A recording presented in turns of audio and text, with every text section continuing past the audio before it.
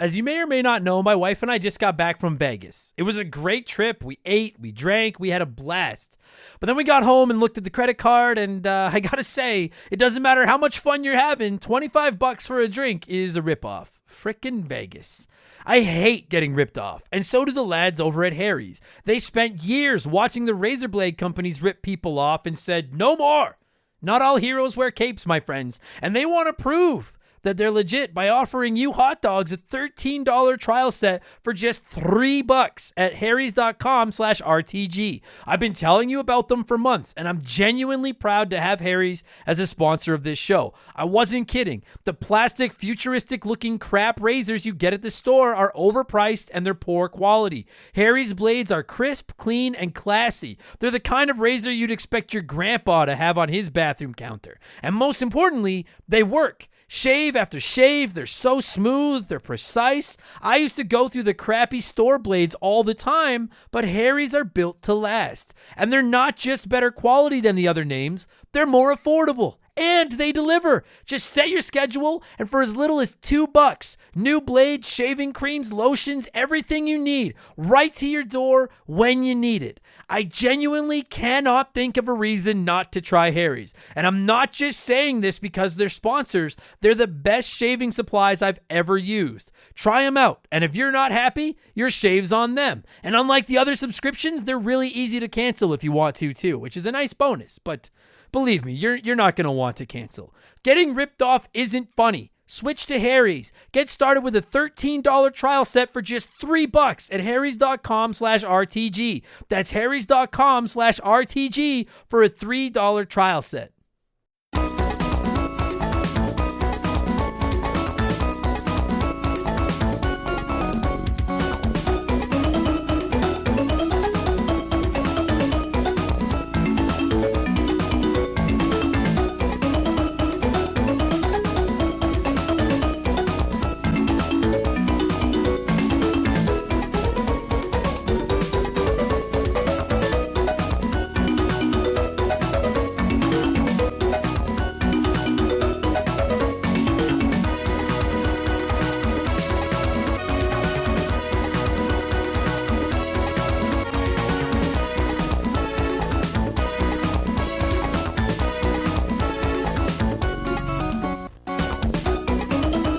What's up, everybody? Welcome back to Remember the Game. It is my retro gaming podcast where every week a buddy of mine and I sit down and we geek out about the games we played back in the day. My name is Adam Blank. Thank you so much for listening to the show.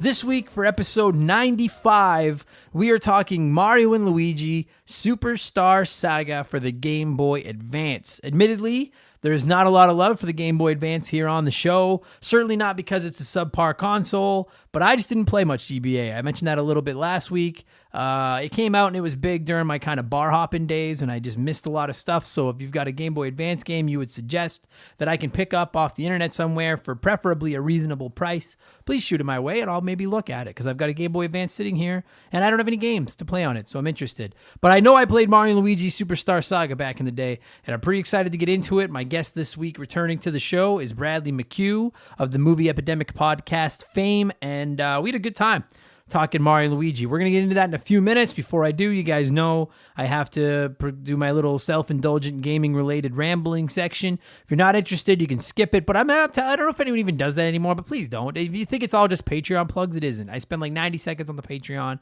and I spend most of that explaining the good stuff you can get, and then I flip over and just talk about the news and things. So just if you've never listened to the intro, make this the week. Don't rush, okay? There's fucking diseases outside. There's apparently giant, oversized, novelty killer hornets out there. Just stay in and listen to the show, or stay in your car and listen to whatever. Just listen to me. Fucking just listen to me. All right. Just listen.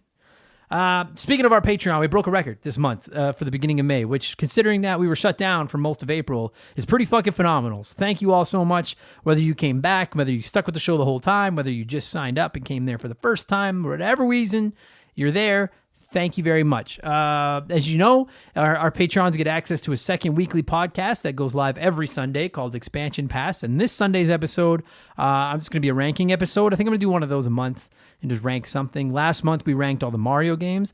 This month, I'm going to rank my 10 favorite consoles of all time. And if you think it's going to be all Nintendo, you're not right, but you're not wrong. There is going to be a lot of Nintendo on there, but there's some Xbox, there's some Sony showing up. Will Sega show up? No, I don't want to fuck anyone over. Probably not, but maybe. I haven't actually done the list yet. We'll see. But it should be fun. I'm looking forward to it. So that'll be your live this Sunday. Also, our poll for the month is up because every month I take 6 games that you guys have asked for that I haven't played. I put them in a poll. Our Patreons decide one of the games, whatever game wins. I will play through it and we will cover it the following month on the show. This month's contenders on the poll are Batman for the NES, Double Dragon for the NES, and for the record, I have played Double Dragon, just not very much of it. Streets of Rage 2 for the Genesis, Doom 64 for the Nintendo 64, Medieval, I assume that's how you say it, or is it Medieval? I don't know, that weird skeleton-looking guy for the PlayStation, and Super Castlevania 4 for the Super Nintendo. And as of when I record this, Medieval, or I gotta figure out how to say it, is winning. So we'll see if that is the case. If you want to, plus our prize draw, we'll be shooting it tomorrow, which is Wednesday, the day you're listening to this, and the video will be going live on Thursday. And the winner is going to win a video game of their choice. So if you want to get in on the prize draws, listen to Expansion Pass every Sunday, be able to vote in our poll, and receive a shout out every month, you should sign up. It's only $2, patreon.com/rememberthegame. And with that said, massive shout out to some of our Patreons, including new Patreon, Adam. Literally, that's all you said. I don't know anything about you, but that is a fucking cool name, so you're all right. Last month's Patreon prize winner, Andre. Shout out to new subscriber, Andrew Castro, Andrew Halupchuk, Andrew W. You guys are now officially linked forever as the 3 Andrews. Massive thank you to Andy Baker. Aiden, welcome back, dude. Appreciate it. Ben Drinkin, longtime supporter. Ben Bullew, who I still can't say your fucking name. Charlie M., Chris Fleury, and Christopher Sumner, the 2 Chris's. Hey, thank you to Corey, Daniel Brooks, and last but not least, Dave. And if you just signed up for the show and didn't get a shout out there, I'm just going to go through a section of them every month or every week now. You will get your shout out in this month, I promise, okay? Thank you guys all so much. That's all the Patreon plugs, I promise. Thanks. Just consider it if you can. It's the only money I make off the show, and I would really, really appreciate it. Also, thank you guys so much for the solid feedback regarding Sunday's episode of Expansion Pass. If you missed it, I looked at the PlayStation 5 and the Xbox Series X, the ups and downs, what they need to do to win, how they could lose next gen, made some predictions. Sounds like news is going to be coming out about them later this month, and one of those circumstances in the next 48 hours. As far as we'll get into that a little bit more in the news.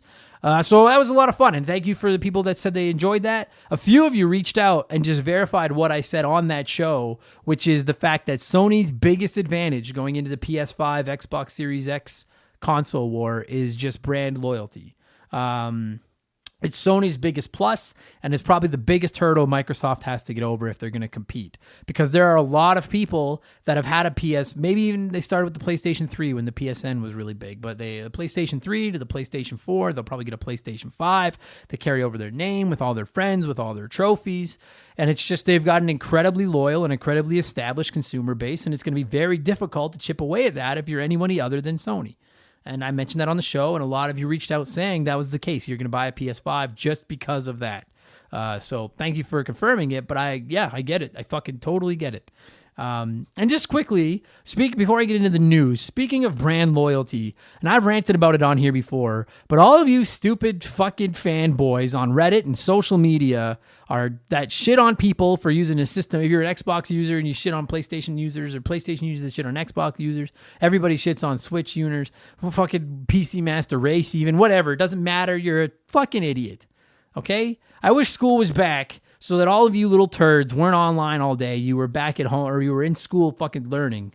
All right? And here's the thing. Listen, I got thinking about it. If Reddit had existed during the Super Nintendo Genesis wars of the 90s, I probably would have been one of them. I would have been that little shit on the computer. Well, you use the Sega Genesis, which means your mom is probably fat and she's, well, we didn't say the fucking rude shit kids say today. That's like kids today. They're saying shit to me, or I'm like, what did you just insult me? I don't even know what the fuck you just said. So I kind of get it because I would have been like that when I was a kid too. But listen, as you grow up, you're gonna understand that it just makes you look like a fucking idiot. Just play games on whatever the fuck you want to play games on. Like we're all in this together. It doesn't matter if you're a PlayStation 4 user, an Xbox user, a Switch user. I reluctantly a PC Master Racer, you can come, but you got to sit at the back of the bus. Like we're all just gamers trying to game, right? As long as you're not playing on a Sega console, you're fine. It's half joking, you know? So just, I don't know. I posted a picture on Instagram today of a private message I got from a guy who was on the Xbox forum shitting on Game Pass. And I just said, I don't know, dude. I think Game Pass is pretty rad. And he just came at me, and you can see it over there. Instagram is at Remember the Game. We'll follow you back. You just fucking stupid kids. Stupid fucking kids. Anyway, let's get into the news. There's not very much to talk about. Let's get into the news. I don't think it is possible to talk gaming news at the end of April, early May of 2020 and not talk about Last of Us 2 again. Because as you all probably know, The Last of Us 2 has been leaked, and then Sony they originally delayed the release. Now they had to bump the release back up. It's coming out in June, but all the main spoilers are out there, all the story and everything like that. And originally people were saying it was an ex-employee that was disgruntled with the working conditions that leaked it. But now it is coming out that it was not an ex-employee. More and more people are saying that it was just, they're like some hackers that are actually fans of Naughty Dog and Last of Us and what they do. And they were just digging around, and I don't know where the fuck you dig around to find this stuff. I don't know how to hack. But anyway, they found this information apparently, and one of them leaked it, or somebody there some douche. Basically, it was some douchebag leaked it. And like I said last week, if you're one of these people going around posting spoilers on Twitter or Patreon or Reddit or anywhere, and you're like, listen, if you want to discuss them in private forums where people can't accidentally read the spoilers, then I don't care. Spoil whatever you want to spoil. But to just go out there and put it out in the general public for people like me and probably most of the listeners of this, on behalf of all of us, go fist yourself. Fist yourself, okay? It's just, I don't get it. I don't get why you want to spoil stuff like movies, TV shows, video games. Like the internet is there to promote all of them, but it's also there to spoil all of them. They all have spoilers. They all do. And that fucking sucks. Right? Like as a Last of Us 2, like as someone that's excited about Last of Us 2 and as a Last of Us fan, I should be able to go online, search that title, find boards and find groups of people that are excited about the game and go in there and not worry about some fucking loser who has nothing better to do other than to ruin a game that I have waited like 6 years to play. It's fucking obnoxious, right? You should be able to, it doesn't matter what you're excited about, the new Star Wars movie or fucking Ozark or Last of Us 2 or whatever. You should be able to go online, get caught up in the hype of it, and talk with people that are excited about it too without the fear of it being ruined. And you can't, because there's too many assholes out there. I don't get it. I don't get why you'd want to spoil stuff for people. I do not understand. Anyway, it's been bugging me for like a week and a half since I accidentally saw some of those spoilers, which I'll never reveal on here. Don't worry about that. But anyway, I still can't wait. I cannot fucking wait for Last of Us 2. Like I get a little flustered just thinking about how I can't wait to get my hands on that game. And it's like a month and a half away, June 19th. Anyway, so that's Last of Us 2 news. Also in gaming news, Xbox is holding monthly events. Microsoft, Xbox, whatever. They're holding monthly events beginning this week on May 7th, which is tomorrow. If you're listening to this episode the day it goes live, it looks like they're calling them Xbox 2020. And it's not the year, well, it is kind of like a play on the year 2020, but it's 20/20, like 2020 vision. I love that. I think that's rad. And they're going to be doing them one a month. It sounds like they're doing monthly, for the rest of the year. They're going to reveal information about the Series X, launch titles, the features of the system, just the hardware, pricing, hopefully. I think that's great. I think that little monthly installments, I think as opposed to like doing a big, like puke all over the stage at E3, to just do it monthly, little teases all the way up to the release might be a great way to keep people interested and excited. And I'm excited about it. And I think that's a great idea. And it doesn't sound like they're delaying it. You know, I talked about it on Sunday. Everyone else has been talking about it. I think we're all still wondering, like, are they really going to drop these new super expensive, high-powered video game consoles while the world is collectively broke? And yeah, it fucking sounds like they are. I can't imagine they're going to be doing all these monthly things for May, June, July, August, and then in September or October, they pull the plug and say, we're going to wait till next year. To me, it looks like it's full steam ahead. And the thing is, you guys, Sony is still sitting on their hands. It's really interesting to me, and I'm sure COVID is causing a lot of problems for development and marketing and everything they wanted to do. But the longer Sony waits to give us info about the PS5, the bigger punch they've got to land when they finally take a swing. Like, it is really fascinating to me. And I wonder if part of Microsoft is thinking maybe we should delay because the economy isn't good. And part of them thinks that Sony's been caught flat-footed and they're in a little bit of trouble right now. Let's take our shot. And again, and I mentioned this on the Sundays podcast, I'm not cheering against either one. I want both systems to do well. I'll probably buy both systems. I want both companies to do well. The better they do, the better both of them are doing, the more they're going to push each other to give us stuff, which is what we want as consumers. So I'm not cheering against Sony. It's just hard to go to bat for them when they haven't fucking said, they haven't even shown up to the game. They're not saying anything. I'm really excited about these Microsoft presentations. I'm looking forward to that on Thursday. I love console launches, man. I just love the news. I can't wait. And that's about it. I don't see any other news jumping off the page of me here. So I'm going to just get into what have I been playing, and then we're going to talk Mario Luigi. So what have I been playing over the last 7 days, you might ask yourself? I'm sure a lot of you stay up at night thinking, what are Adam's playing right now? Probably KOTOR. If you have thought that at any point in the last 7 days, that is probably what I've been playing. Star Wars, Knights of the Old Republic on the original Xbox. I'm playing it emulated on my Xbox One because it won last month's Patreon poll. I think I'm getting pretty close to the end of it. Everyone kept mentioning that there's like a big twist in the story. And unless there's an even bigger twist waiting for me, then I'm past there now. Pretty rad, man. I'm really having fun with it. I'm new to Star Wars altogether, and I'm really having fun with it. Like, and now I want to go play more Star Wars games. I was messaging on Twitter with Thomas about it, and I was like, dude, I want to play more Star Wars now. So I've been playing that. I've also been playing Halo 3. As you know, I'm slowly climbing my way through all the Halo campaigns. I basically just hop into Halo when I need a break from KOTOR. I'm not playing it religiously, but I'm having fun with it. I think I like Halo 2 better, but I'm having fun with Halo 3. I'm still playing a lot of Picross on my Switch, the little puzzle game. I played in the evenings while I watch TV with my girlfriend. We've been watching The Office. And The Office is one of those shows now that I can just hear in the background while I'm playing, so that's been nice and relaxing.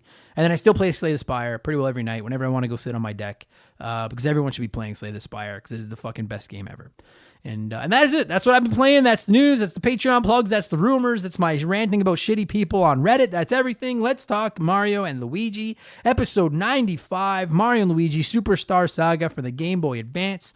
Like I mentioned off the top, we have not shown the Game Boy Advance much love, and I regret that, but I just haven't played a lot of the games. I got to play more. I'm glad we were able to give this one game because this is easily my favorite game on the Game Boy Advance of the ones I did play.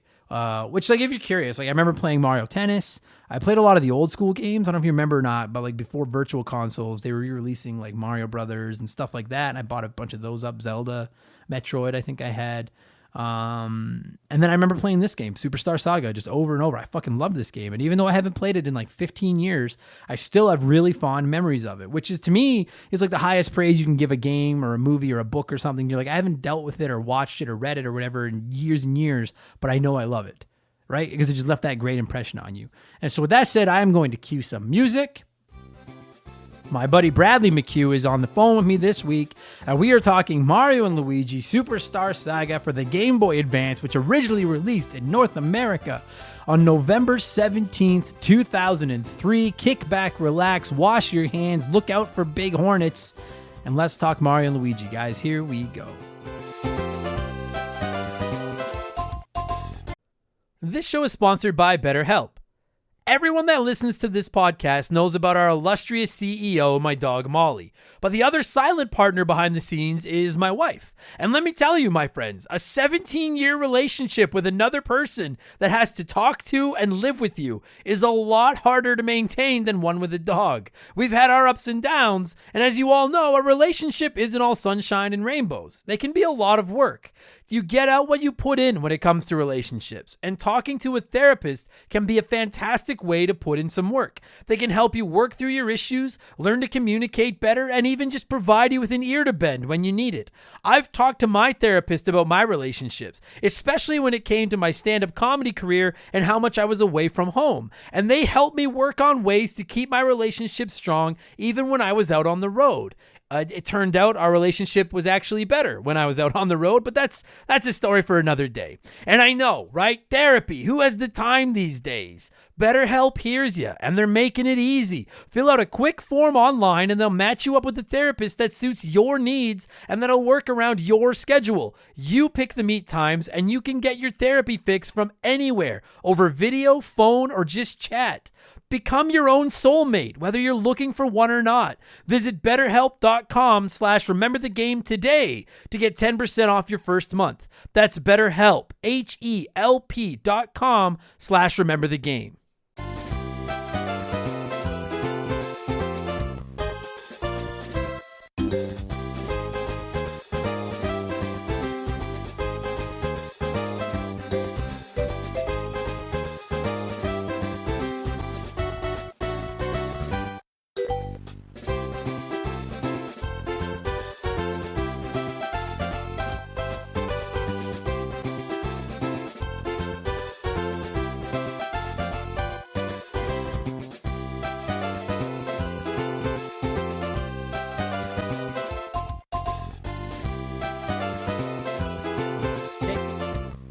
So joining me via telephone device all the way from the great metropolis of Calgary is my pal and Movie Epidemic podcast co-host, Bradley McHugh. How's it going, pal? Oh, it's going really well, actually. I've had a lot of time lately to play video games, and one of the very long games that I got to play is the one that we're talking about today. Yeah, so this one, like, I don't even remember you must have suggested it. I remember when we were looking at the game list, you must have been like, yeah, let's do Mario Luigi, because you had never played it, right? And then you got it, is it Wii U? You played it on the Wii U? I actually did not play it on the Wii U. I played it on the Game Boy Player, because I have the original cartridge and Game Boy Player on the GameCube, which is actually a bit of an interesting thing. My Game Boy Player is really old, and so when I first started playing the game, every 10 minutes, the Game Boy Player would crash.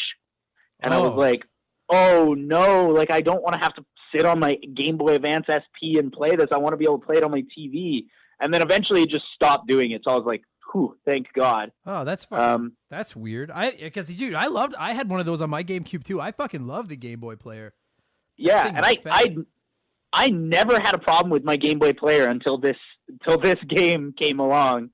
But I also found out some really interesting things about about Mario and Luigi and actually its compatibility with the Game Boy Player.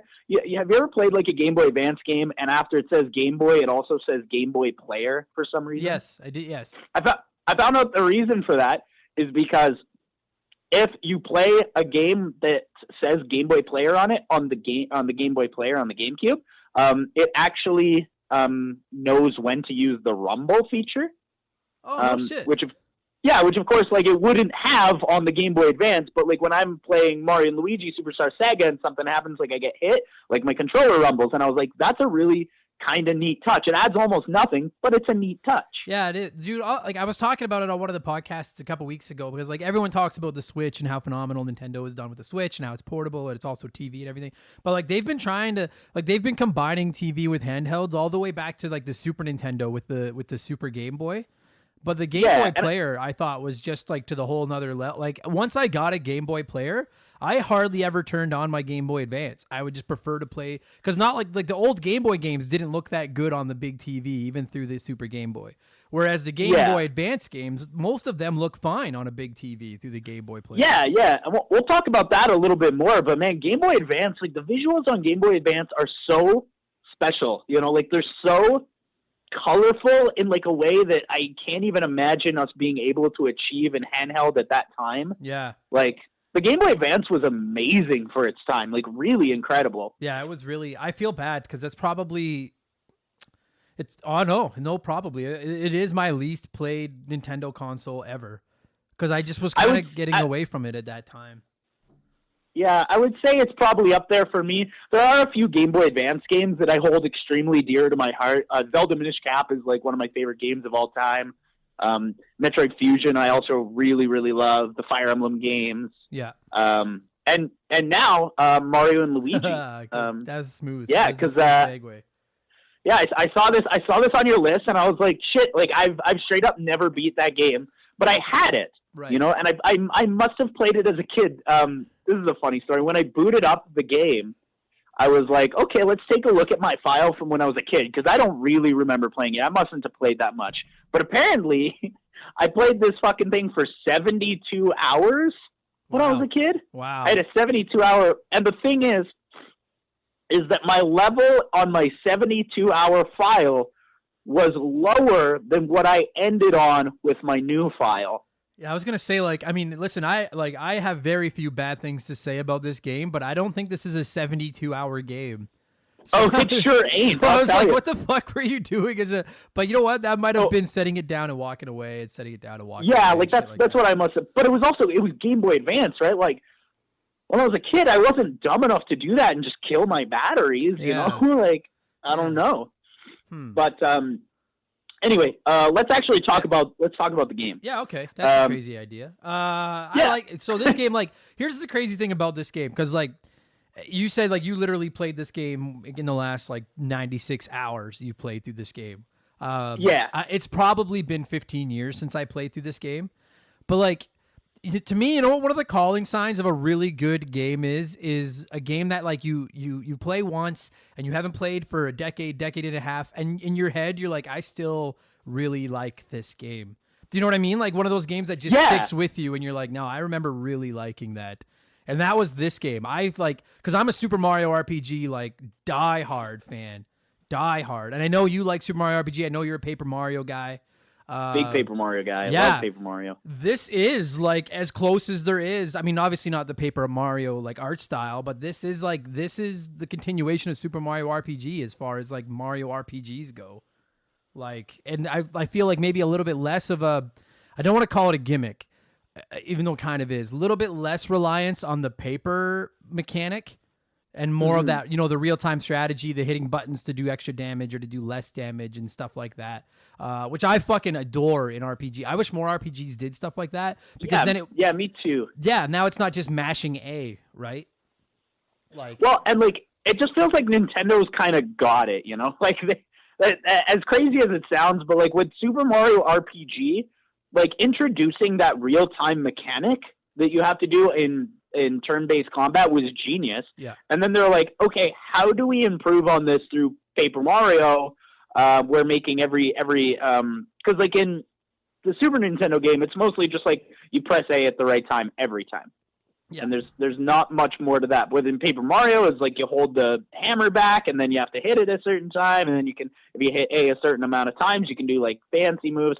And then with this one, they really up to the ante here, because one thing that I kept thinking about when I was playing this game is that even though I was playing with the GameCube controller, you have to remember B and A are the only buttons they had.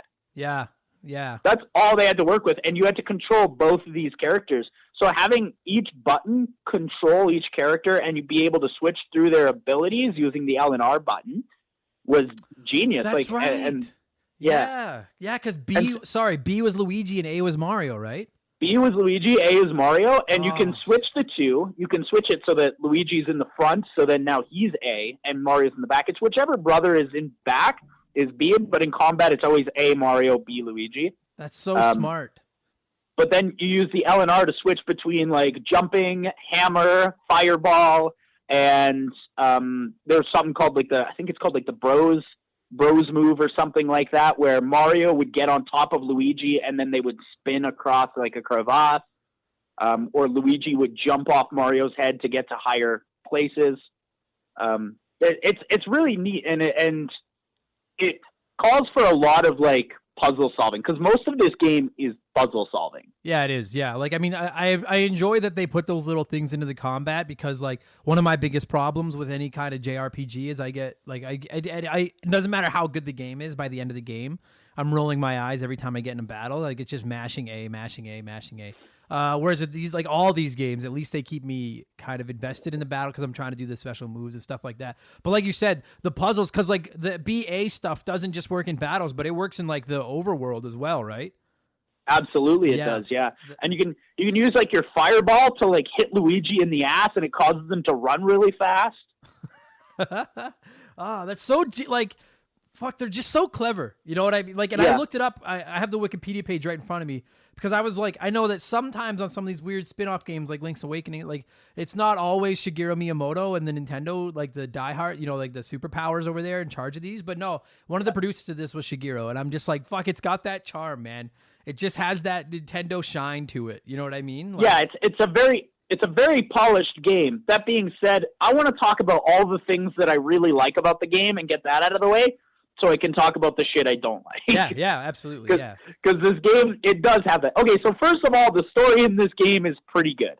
I wouldn't say it's as good as like Paper Mario or Mario RPG, but it's pretty good. Yeah, considering they could have just made it Bowser kidnaps Peach and you have to go rescue Peach from Bowser. Like they could have done that and nobody would have complained. But instead they created like a whole nother world with new bad guys and all that kind of stuff. And I'm sure you remember it better than me, but it's something along the lines of Peach lost her voice or something, right? Yeah. So Cacletta is like the main villain in this game, and she's like this evil witch type character with this silly little sidekick named Waffle, who I love. That's like, what an awesome character. He's like this shitty little Igor mad scientist. He's like a World War II Nazi scientist, dude. It's crazy. It's crazy they put this in this game, but it's there. He's the one that always says, I have fury. Yeah, I have fury. That's right. That's I have fury. Yeah, he's memorable. I like him. Sorry, and so he uses like a machine to harness Peach's voice, and then they go over to the Bean Kingdom to steal this wishing star, because like it's always just like it's like the Triforce or like the Eld Star, or like it's all the same shit, right? They just grant wishes. Yeah. Like at the end of the day, that's all it is. And so they're trying to steal the Bean Star, but the Bean Star doesn't give wishes unless the voice is nice. Oh, I don't remember that. That's funny. Yeah, and it's funny. It's very, very silly, but that is what it is. But then there's also like this the Bean Prince who comes in and he swoops his hair every time he comes in, and he's always like, I'm going to help out, and he never does anything. Yeah, that's right. Fuck yeah. Oh God. I think that's sort of a joke, is that like he's so full of shit that like every time he shows up to do something, he's like, "Oh, lass, it's already done." That's one of the calling cards of these games, and not just this, but like all of the Mario RPG games is like the clever, like the subtle little jokes and the sense of humor they put in them are always fucking spot on, like always. And the recurring characters who have the same jokes, but they're always funny anyways. Yeah, fuck yeah. And that's, dude, yes. Because like I say, they totally could have just cheaped out and gone like, go fight Bowser, that's it. And instead they put all this new shit in, and that's so good. Yeah. Like, fuck yes. God, I love these. And then games. like eventually you do end up fighting Bowser in a way, because Bowser at the beginning of the game, like your plane crashes over the border between Mushroom Kingdom and Bean Kingdom, and he gets launched out of a cannon, and he gets amnesia, and so he teams up with like this thief, and you fight him a whole bunch of times, but he's shitty because he doesn't remember how to do all his stuff. Right. And that's awesome. I love that they make Bowser so stupid in these games too. Like, it's perfect. Yeah. They're like cartoons. Like they play like a cartoon. Like if they had made like a cartoon series or an anime or something out of this, it would have been very entertaining. But instead they made this like, fun RPG out of it. I think so. Fuck yeah. Yeah, and now I looked it up this week because I had never played any of these Mario and Luigi games through to the end. Okay. I have a few of them, but I've never beat them until this week when I beat this one. But there's 5 of these things, man. There's a ton of these games, and I've heard they're all pretty much the same, like as far as humor goes. So like, because the only ones that I've played this one, and then I played Bowser's Inside Story, which I was super excited about because Bowser's my favorite character. And so I was like, oh, well, if it's about Bowser, that sounds fucking awesome. I found it a little boring. Still funny. Like, the humor is there. But the mechanic, like, I found the game, like, by the end of it, I was like, fuck, let's just get this over with. You know what I mean? And I don't remember thinking that about the first one of these. But, and I think... Go ahead. I think with me, like, the whole thing is, like, I've always known these games existed, and I knew what they were. But in my mind, I was always like, I don't want to play that because it's not Paper Mario. Yeah. And at the end of the day, it isn't. It's not as good as Paper Mario or Thousand Year Door. but it's still like a completely, wholly unique RPG experience starring Mario and Luigi, because this game's interesting too because there's no main character. It's not like Mario, you know? No, like Paper Mario, it's Mario. And that's one of the things I really like about it, because like I've always felt bad for Luigi. Like, and like my biggest, probably my only gripe with Super Mario RPG in particular is that Luigi is nowhere to be found. And I'm like, how the fuck? Yeah. Like, I get that you have to build like a party of like, it's awesome being able to play as Princess and Bowser and these new characters and stuff. But I was like, how the fuck is Luigi not in this? Like, how did you not make Luigi one of the characters? And like you said, and I meant to bring that up, not only is Luigi one of the playable characters in this game, but like he's an equal. And it's like, why the fuck don't you do that more? Like, just everybody likes Luigi. If you don't like Luigi, there's something wrong with you. There's nothing wrong with him. I was thinking about something when I was playing this game because I remembered something that I did in high school that I just cannot believe I did now. And that is, when I was in high school, I wrote like this incredibly thorough, intensely researched 20-page dissertation on Luigi, and I handed it in, and I got like a B+ on it or something, but it only just occurred to me that an actual professor had to read that. Like, they were obligated to read that 20-page dissertation on Luigi and like why he wasn't in Mario 64. Like, that was mostly what it was about. Well, but he has to like, everyone has at least played some kind of Mario game. Everybody knows Luigi is just player 2. So maybe he could get behind it and be like, you know what? Yeah, what the fuck? How come no one ever can? And then like when he does get a game, it's Mario's Missing, which I'm not going back down the Mario's Missing fucking rabbit hole. But when he finally does get a chance, Mario's Missing. Fuck you, Bradley. No, I'm just kidding. Oh, it's like I was going to hang up the phone right now. But then, yeah, Luigi always gets stuck in these shitty games. And then like the Luigi's Mansion games are fine. But in this one, like they got equal billing. It, like even put both, it's not even the Mario Brothers Superstar Saga. It's Mario and Luigi, and they're both on the cover right there, front and center. They both have their own mechanics. Like they did. I really like that. I wish they would do stuff like that more often. Like Luigi's moment. Well, and the thing is that each character has their like classic traits too. Like anytime like something remotely scary happens, Luigi gets, freaked out, right? Because he's scared of ghosts and, but there's also like a funny recurring bit in this where every time the two of you interact with someone, they're like, oh my goodness, it's the famous Super Mario, and you must be the president of his fan club, or who are you? Fuck, I forgot about that. Yes. Yeah, and it's really fun. The combat in this game is what makes it. Oh, 100%. The combat in this game is phenomenal. Yeah, a trillion percent. I agree with that. Well, and even with the more monotonous fights, it doesn't take very long to get through a fight if you know what you're doing. Like if you know, like, oh, this, as soon as you find out, like, oh, this enemy is bad against lightning attacks, just use lightning every time. Perfect. As soon as you get that, like it's like clockwork. It reminds me a lot of, this is going to sound weird, but it reminds me a lot of like the Persona games where it's like once you know somebody's weakness, you can just power through a battle in like 10 seconds. Yeah, absolutely. And it never it's so satisfying, right? Like it's so it's the same as like when you play a Pokemon game and you know that like, oh, I'm fighting Squirtle, so if I use an electric attack, I'm going to destroy. Like that is, anytime you use someone's weakness against them, it is so satisfying. And in this game, like you said, not only do you have to use their weakness, but then you get to like, it almost feels like you're the one doing the attack because of the timed attacks and stuff like that. And it it feels so good. And like, again, the paper, I hate to keep going back to Mario RPGs and the Paper Marios, but that's really what this is it's like the junior portable version. It's made from the skeleton of those games for sure. Yeah, absolutely. And like you said, the combat is rad, and like the animation, like I'm just looking at some stills of it right now. Like the animation of them and stuff like that is also like, it never looks boring. Do you know what I mean? Yeah. Like, This is an incredibly colorful game to the point where I'm like, I can't even believe they fit this many colors into the Game Boy Advance. Yeah, 100%. Fuck yeah. Like it's it's sort of like a silly game to look at. Like I don't know how else, like it almost looks like a WarioWare game, like with its visuals, because it's so janky and weird looking. Yeah.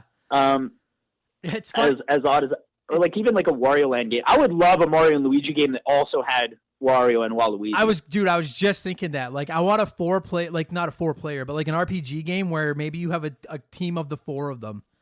Like where they have to team up to do something. That would be so rad. Well, in the second game, there is 4 party members because you have Mario, Luigi, and then Baby Mario and Baby Luigi. Oh, fuck Fuck off. So I hate them. I've played that one a little bit, and I don't recall liking it that much.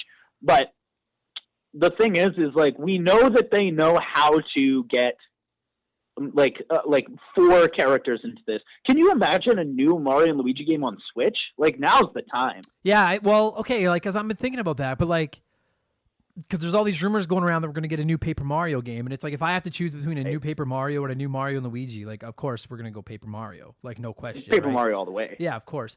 But like I would love one of these on the Switch. The problem I think, and this was like I don't want to. I mean, maybe we're going into the bad stuff.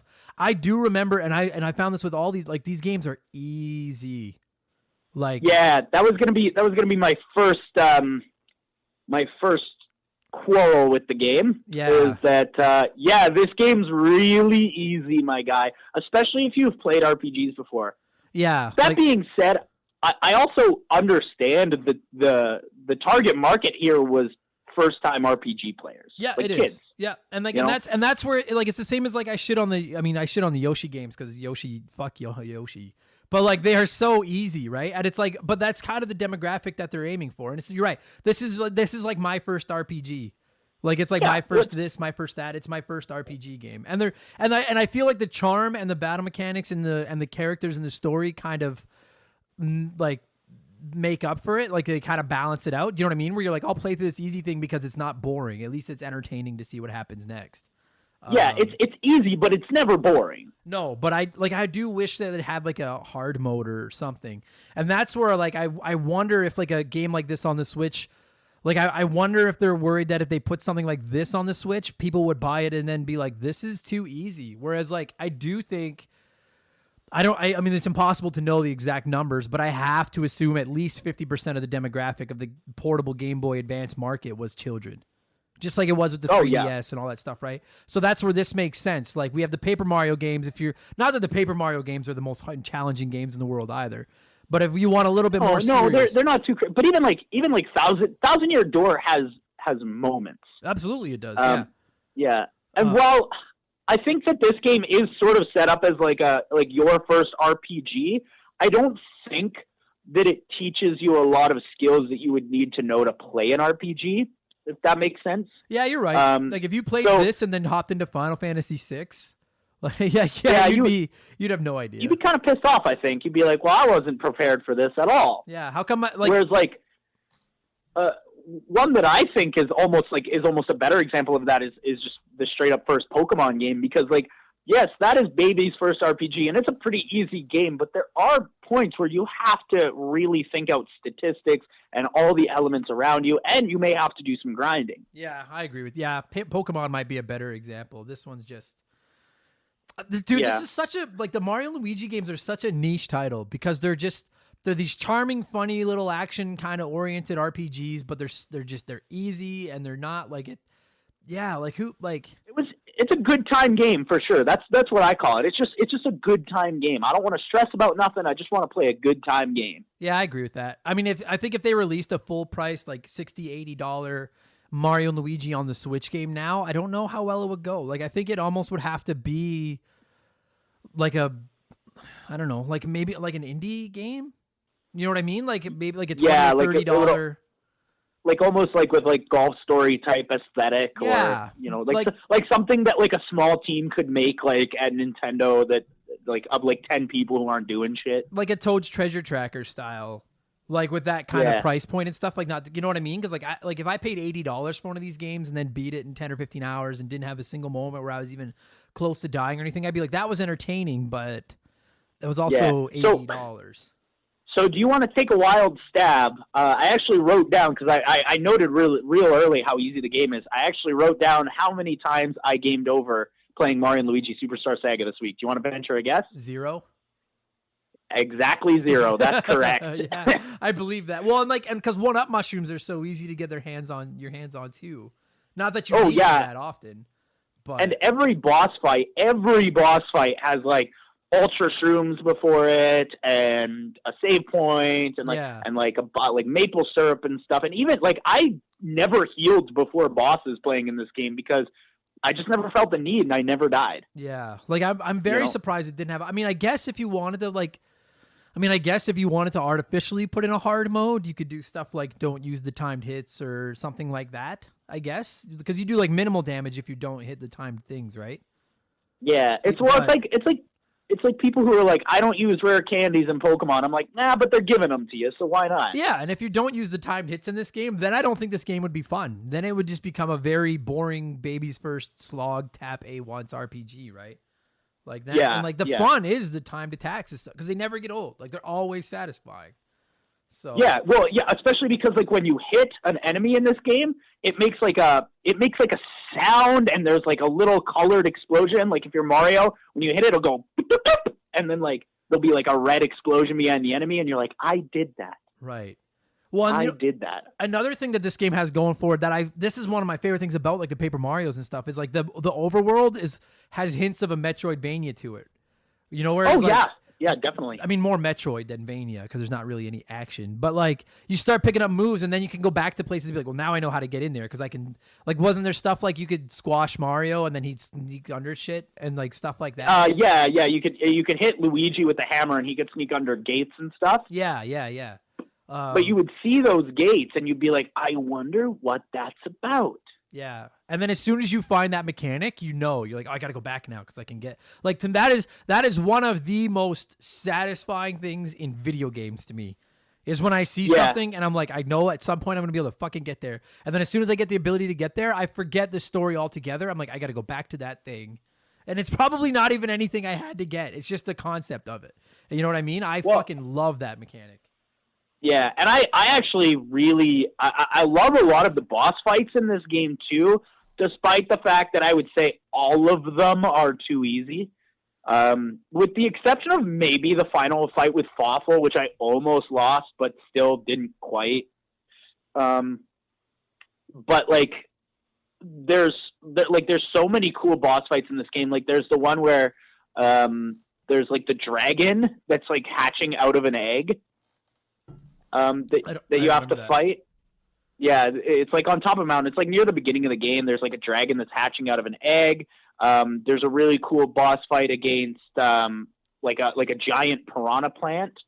But he spawns. It's cool because he spawns like different piranha plants, like different colored piranha plants. There's a red one and the blue one.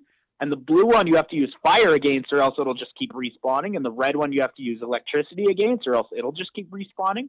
Oh, see, that's clever. I like that. Yeah, it's pretty cool, you know. And there's a lot of really great boss fights in this game. But what's weird about this game is that unlike like Mario RPG and like Paper Mario, there isn't a lot of structure to this game. Right. It's mostly just like it almost is more like a Final Fantasy where you just do something because it's the objective, and then they're like, oh, now you go back and you're like, all right, we did it, we're done. And they're like, well, actually there's another thing for you to do. Right. Here it is. And then eventually they get to, like, it felt like about 10 or 12 hours into this game, they're like, holy fuck, this game has no direction. So what if we have the wish star break into 4 pieces and then they fall throughout the land? You have to go and find them. You know what? I wonder how often that happens. That like they like, you know, I don't know anything about game development, but they get like 2/3, 3/4 of the way through, and then they have people starting to play test it and stuff like that, and they're like, yeah, we gotta like.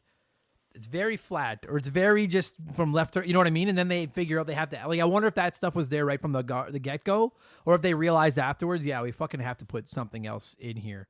Yeah, there's got to be a like a fetch quest or a MacGuffin here at some point.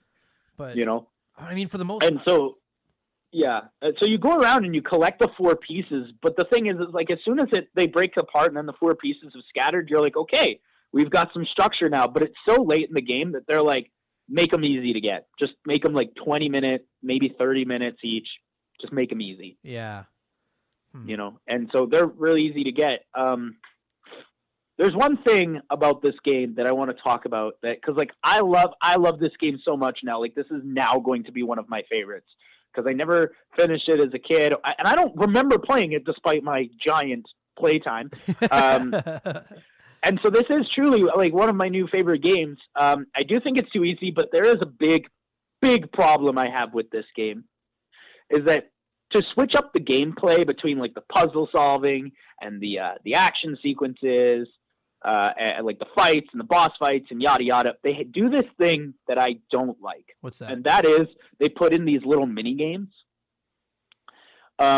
here and there, and I would say some of them are fun, but most of them are not. And they're not voluntary.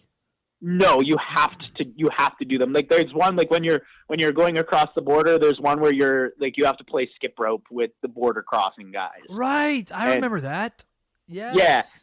And it's like okay, that one is okay, but there's a few oh man, there's a few that just got me the wrong way. There's one that I really like where all these like shamans are like shooting at you, and you have to like you and Luigi are holding a board, and you have to position them so that you hit the board, like their projectiles hit the board and spit back at them. Right. And that one's okay, but there's a couple that I really hate. Yeah, those definitely. Yeah, like that seems like that should have been. Those should be like. I mean, like I'm just the first game that pops in my mind that I could use as an example is Final Fantasy VII, the Golden Saucer. Where like some of those games are really fun and some of them suck ass, but you can totally choose. You don't have to play any of them. And it's like, why don't you have to do the chocobo racing? Oh, I think you have to do it like once. Yeah, maybe. But I don't think you have to play like all of them. There's like the boxing ones and shit like that. And you can kind of, you know what I mean? Like, like it's like I'm here to play an RPG. I'm not here to play these fucking weird little WarioWare puzzle games. Like you said. WarioWare is exactly right because that is what it feels like. Yeah, what the fuck? There's two in particular that I fucking hate, and I'm gonna go over them. There's one where you're playing as only Luigi, and you're using your hammer as a baseball bat to hit these blue things into these 8 different statues. However, the blue things turn back and forth between blue and red, and if you hit a red one, you got to start all over again. And that one's annoying. But there's one. Oh my God, there's one that I just loathe more than I've loathed anything ever.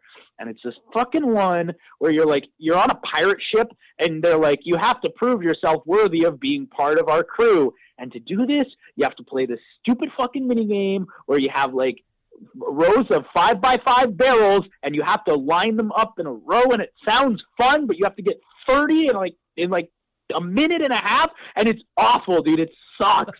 I don't remember that. I don't remember that at all. Yeah, and there's like a skeleton Donkey Kong who's like, "Come on, guys, you gotta do better than that." But like, does it suck because it's hard, or does it suck because it's boring, or both? It sucks because it's both, and it's like to a point where sometimes you just get lucky. Like that's what ended up happening to me is I just got lucky and got like a good set of barrels that I could line up easily. Right. You know, and like maybe that was your 72 hours. Was you couldn't get past that, and finally you just gave up.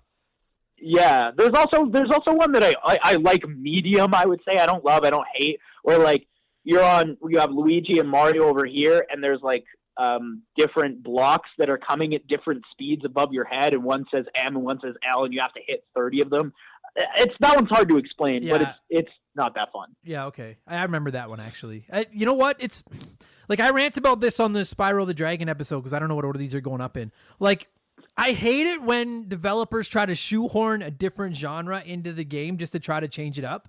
Like when I'm playing a platforming game, I don't need levels where I'm driving a vehicle or flying or something like the flying levels in Spyro. The fucking I'm looking at you, Banjo-Kazooie 3. Oh, I never played that fucking tire. I've never heard anyone say anything good about that fucking game. The worst. But it's like in all these games, like Super Mario Land, the original Super Mario Land on the Game Boy, there's a couple levels where you're in like a shooting ship. And it's not even that they're not fun, because they are kind of fun. But it's like, I didn't sign up to play those games. Like I want to play, like in this case, I want to play an RPG. You know what I mean? I don't want to play a fucking WarioWare mini. Like I hate that. I fucking hate that. Yeah. Like why shoehorn this stuff in when you're not putting and it's super shoehorned. That's the problem. It's right. Super shoehorned. And it's like you're not like just like that's not what we paid for. It's not on the box. It's not. No one's buying the game to play that part because we don't even know that part fucking exists. I don't know. It's not the draw. No, and it's like, and you didn't put any time into developing it. Most mini games and RPGs are shitty little things that they just threw in last minute to kind of here's something extra that you could do. And they don't have the time put into them. They're not fun. And like, yeah, I fucking hate that in fucking games. Why put that shit in? And I think there's a way to do this right.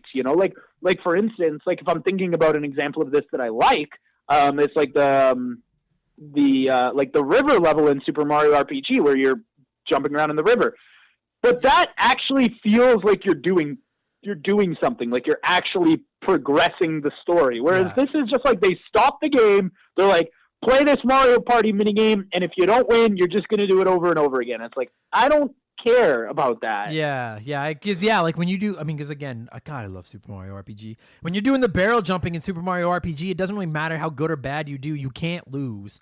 It's just a matter of how many coins did you get, and then when it's over, if you want to go back and try to get the rest of the coins, you can. Whereas, like in some of these, it's like, oh, you didn't make it, you better start over. And it's like, I'm not even trying to play this.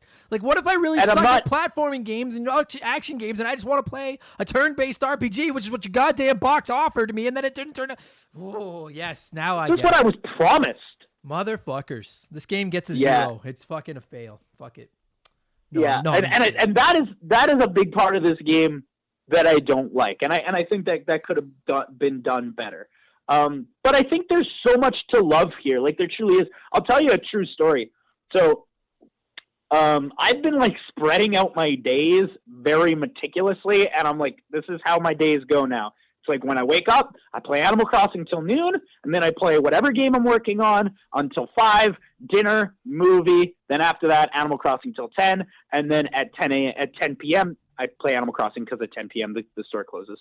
At 10 p.m., I start to play whatever other game I'm working on. And I started playing this at 10 p.m. and I was like, you know what?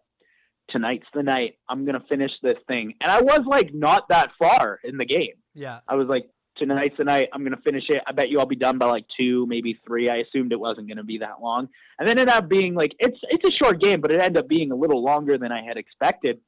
And so I'm sitting there. I beat the final boss, and I haven't looked at the clock in hours, straight up hours. And I look at the clock. I'm like, holy shit, it is 6 in the morning. And it has been a very long time since I was so in love with a game that I played it till 6 in the morning. That's like the highest, to me, that's the highest praise you can give a video game. Is you don't even, like, you're not paying attention to the time, you're just having fun, you're in the zone, and then all of a sudden you're like, holy fuck, it's 3 a.m. or 6 a.m. or whatever, yeah. Which is like, to me, like if I created a video game and someone told me that's how they felt about it, to me that's as cool a thing as I could hear from a gamer. And it's the best time to game right now because like I'm working from home right now. So like I don't get like during that time between 10 p.m. and 6 a.m. I'm not getting calls from my family. I'm not getting calls from my girlfriend, and I'm not getting calls from work. And not to disparage any of those things. I like getting all those things. But I'm just completely zoned in. Yeah, totally. On a video game. I'm not thinking about anything else. I'm just completely zoned in on this video game. That's awesome. Fuck yeah. I want to play this. Like I'm telling you right now, I bring it up just about every time this system comes up. Like Game Boy Advance games have to come to the Switch. I don't know how they're not. Oh, yeah. DS games I get in 3DS, maybe it's a little trickier because you don't have the dual screen and the touch screen, and certain games take advantage of it and certain games don't. But the Game Boy Advance they're just sitting there. They look good. They're meant to be played on a handheld. All you need is the 2 shoulders with the A and B button. I would love to have this game on the, like, I would be surprised. I wouldn't be surprised if we got Game Boy Advance games over Nintendo 64 games for online. That's what I think's going to happen. Like that's I think that there's going to be like a Game Boy Online, and it's going to have like Game Boy Color, and Game Boy Advance. Yeah. That's what I think's going to happen. And this game would be such a phenomenal fit. Just put them all out. Like, you could release them all in one collection, I guess. But I would rather have them that way, because this is the only one I really want to play again. I think that, like, as far as, like, getting Nintendo 64 games on the Switch, it's almost too complicated. Because you have the weird shaped controller, you have, like, the C button, and that being said, though, is if they release it, and they would probably release N64 with, like, 10 games maybe to start? Probably, yeah, something like that. If one of those games was Smash and one of those games was Mario Party, and they were like, hey, we're offering that same thing where you can get a wireless N64 controller, you bet your ass I'm going to buy that. Yeah, fuck, I hate that controller. I would probably buy one, too, but I fucking hate that goddamn thing. I would buy it because, like, it would be a cheaper alternative to get multiple controllers for my system so I could play Mario Party with my friends. Yeah, I agree with that. All I want is Mario Kart.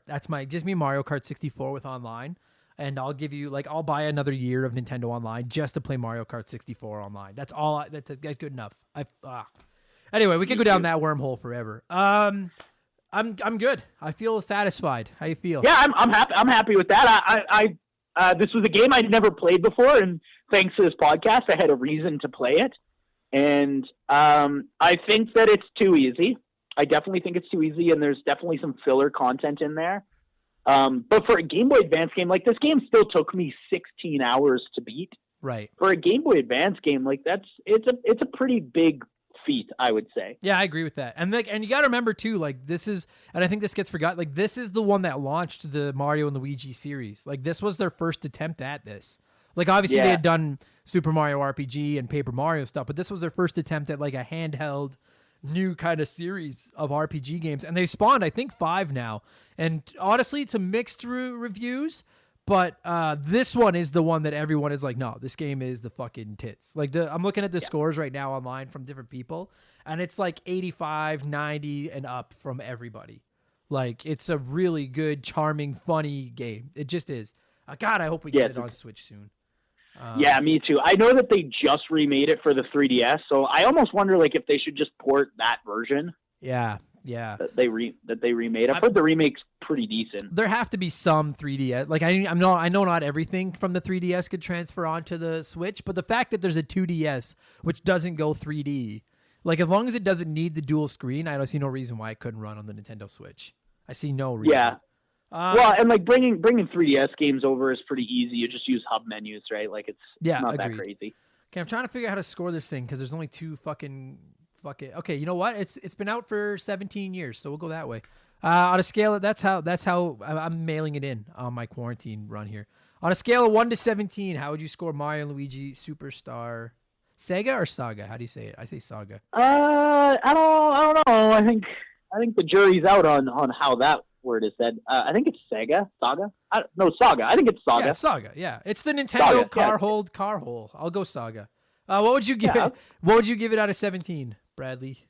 Out of 17, I'm gonna knock off some points for the difficulty and the terrible fucking WarioWare garbage. I'm gonna give it 13 out of 17. All right, I'll go 14 because I haven't played it in almost 14 years, but I still know that I love it. And that, like, again, I said that right off the hap. That's a good way to close this to me. That is like the highest praise you can give a game is you've played it once, you haven't played it forever, but you know that you love it. Like, it was just like, you just left a good taste in your mouth. So, dude, thanks for doing this. Go play some more video games because there literally is nothing else to do right now. I am going to do only that. Awesome. Thanks, buddy. No problem. Thanks, Adam.